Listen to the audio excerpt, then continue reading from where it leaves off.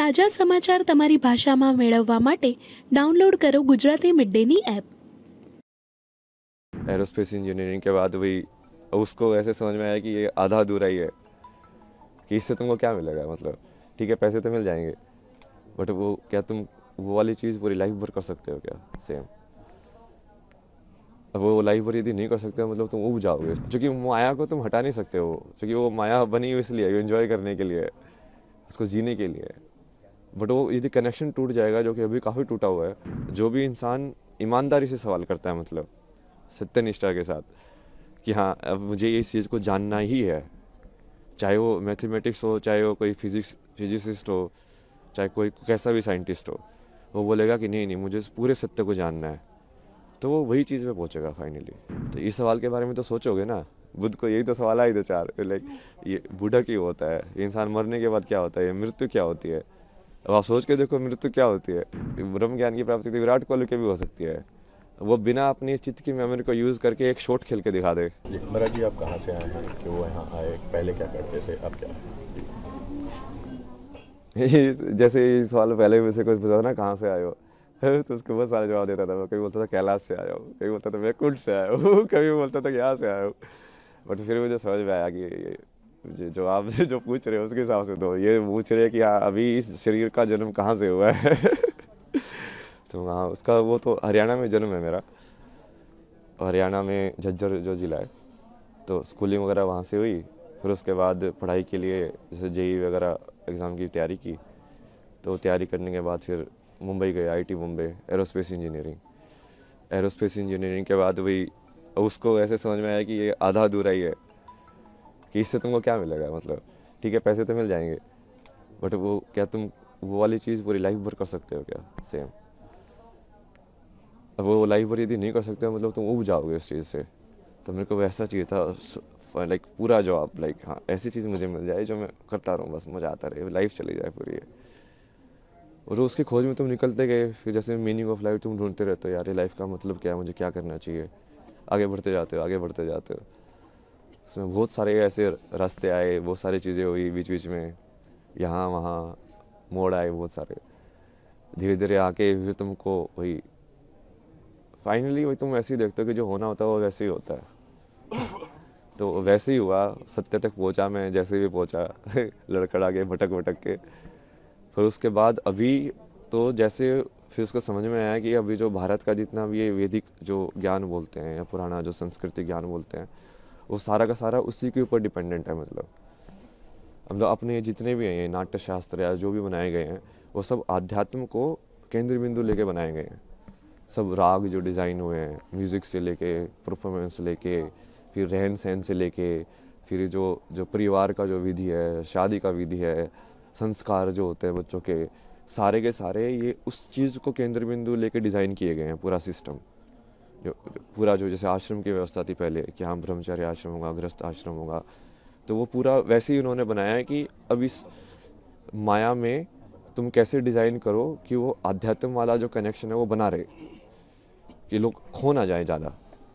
क्योंकि माया को तुम हटा नहीं सकते हो, क्योंकि वो माया बनी हुई इसलिए एंजॉय करने के लिए, उसको जीने के लिए।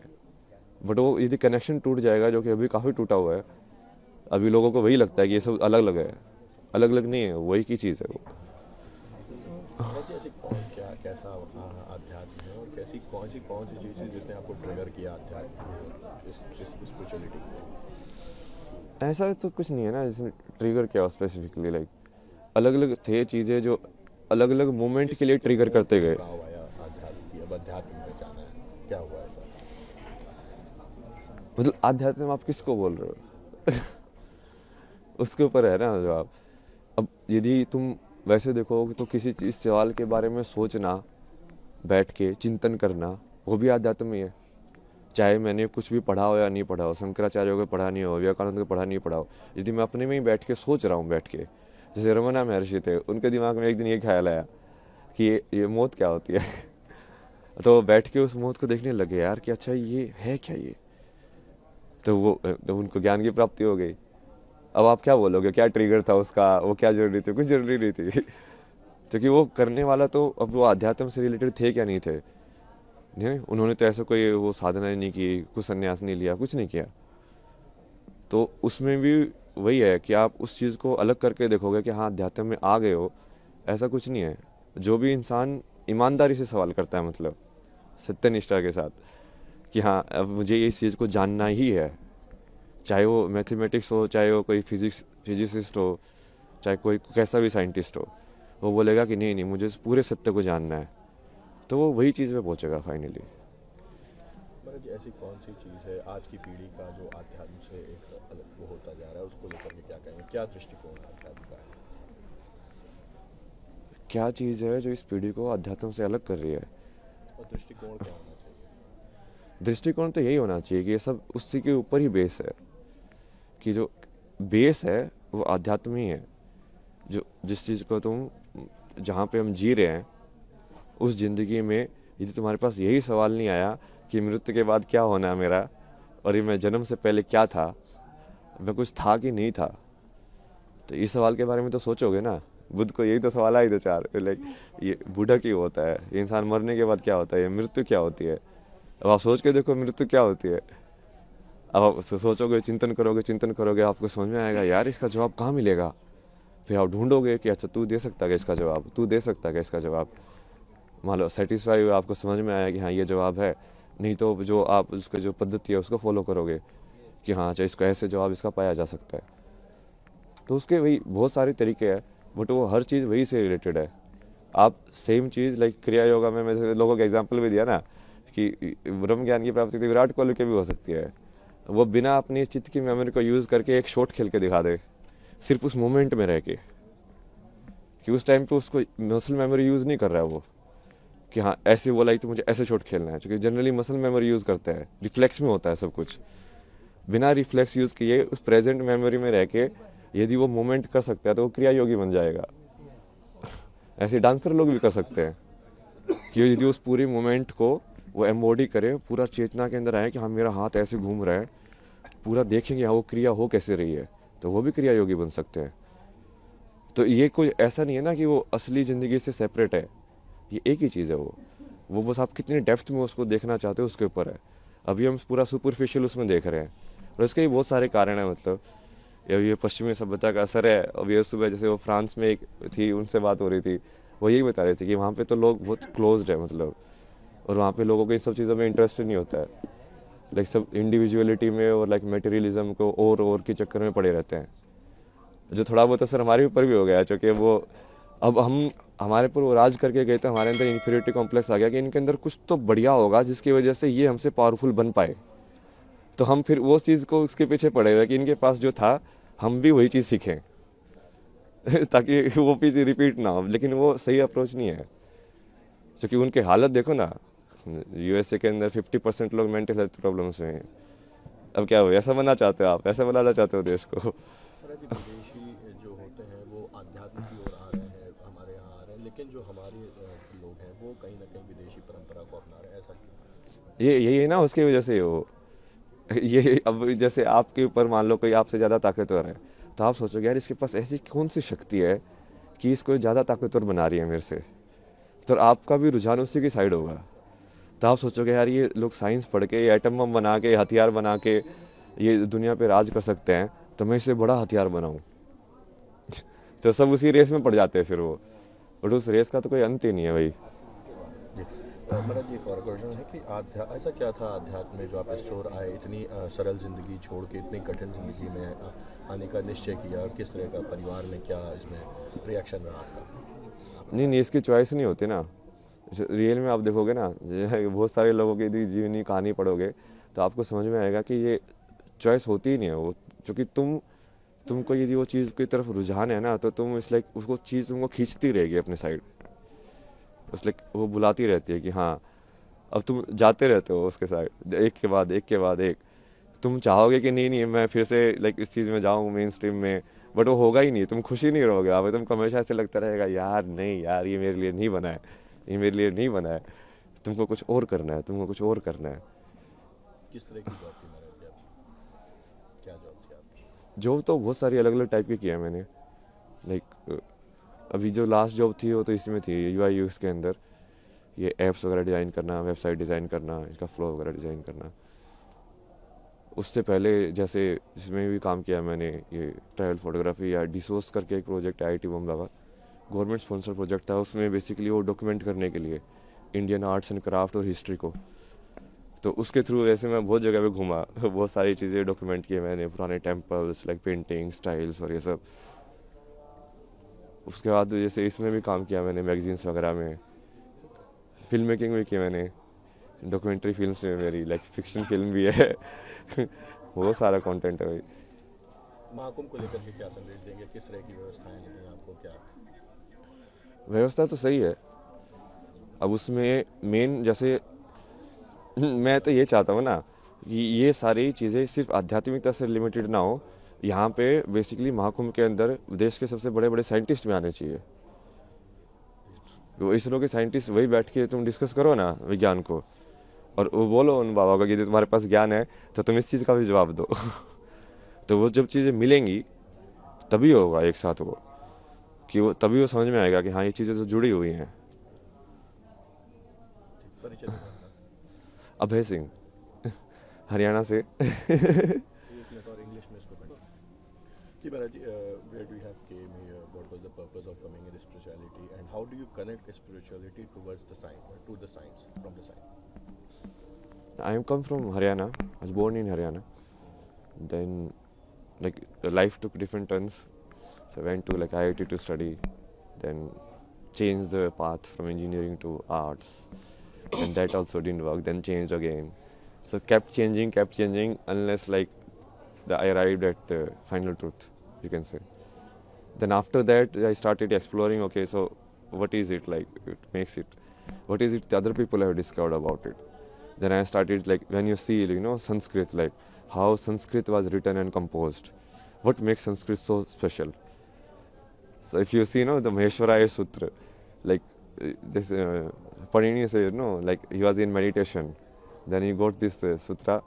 It's like the Damru of Shiva, like Shiva gave him this, which is the base of the Sanskrit language. Then how it is composed, like with respect to grammar. So all of this knowledge, like it should be combined. It's not like separate, like like linguistic is like they're like this is a linguist guy, this is a spiritual guy, this is a Baba guy. No, because earlier the Rishi used to do both actually, and that was the method of doing it. Like if you study Ramanujan, like his math equation come from like Devi only. The same with me only. Like I only do Bhakti of Shiva. All of my knowledge, like whatever I study like very less. Only some diagram I see. Okay, this is it. Then I understand it. Like Mahadev tells me, okay, like this is how it works. So that is the real way of doing it. What was the main thing that triggered you into spirituality? You can say like the quest for the answer, quest for the knowledge. It took different forms in outside. Like initially you were searching for the meaning of life, to do what is substantial in life. But then you shift. Then it was like, then you are going through mental health problem. Then the question was like how mind works. How do you get rid of these unwanted thoughts in your mind? Which I think is very popular question these days. Like people, that's why a lot of people are actually getting attracted towards spirituality. Not towards getting moksha, but towards okay, how do I actually calm my mind and reduce my anxiety and all of that, which is fine also. But then you have to connect it to the root also. Like what is the base of it? Why so many techniques and meditation techniques are there? It's not just to calm your mind. It's basically there's a different motive to it. And what is that motive, and why is that motive so important that so many people have done and given their entire life to it? You have lived a so smooth life and came into hard life. How was your experience, and what you are experiencing here only? No, I won't say that was smooth and this is hard. Because what seems hard for you from outside, it might be a natural tendency for me. Like sleeping outside in cold, it might not see it as hard, no? I might see sleeping in a closed Delhi place where there is no air, polluted air, no light coming, you don't even know when sun rises, sun don't rises. That I will consider hard, because then you have completely lost connection with the environment. Now here at least you are with the nature. So it's much better, much easier than staying in, completely closed cities and like that life. So it's a perspective. Like that was hard and like this is like easy, or like that was easy, this is hard. For me, it's like same only. You was an aero engineer, which is so viral. So, did that help you to connect with spirituality or astrology or anything else? Not really, but it does develop your logical thinking, reasoning capabilities. Like because when you study science, your reasoning capabilities increase, right? Your IQ, that we say. But then when you do like arts and everything, your EQ increases, your emotional quotient. You become more empath. Like when you are doing some story, like I have done like documentary projects on Kota. So there you go and you talk to the students there, and then you try to connect with their emotions. So like why do they study? Why do they commit suicide? What is the pressure on them? So that requires your EQ. So you need to develop both. What was the time when you came to spirituality, and did you take Diksha or anything else? Who's your guru? And that's why I'm saying, no, it's not like I came into spirituality in a sense. It's like you arrived at the answer, and then I start doing it intentionally. Initially, you don't know the answer. Obviously, that's why you are searching. If you already know the answer, why would you search? So initially, you don't know the answer. But after knowing the answer, or after experiencing the answer, the much better words, then you like start seeing, okay, what is the scope of it? How far it extends? How many different ways it can be done? And then you start reading all of these different forms. Okay, this is how they have created Bharatanatyam, this is how they have created like Sanskrit, this is how they have created like all of these astrological charts, this is how, you know, the Rashi, which is the science, the 12 science, these works. So then you start seeing, okay, how, so this was the base of it. You got the answer? Yeah. What was the answer? Answer to what? Moksha. No, moksha you cannot You see. were searching. See, moksha is finally basically when there is no body. Right now, it's not complete liberation in a sense. Complete liberation means that you are not in this world. You are liberated. Right? So you won't take birth only. If you don't have any karmic attachment to the world, then you will just go back. So that will happen in the end, like complete moksha that you are saying, complete mukti, like liberation. Subscribe કરો Gujarati mid day. Bell icon પર click કરીને મેળવો તમામ વિડીયોના direct notification.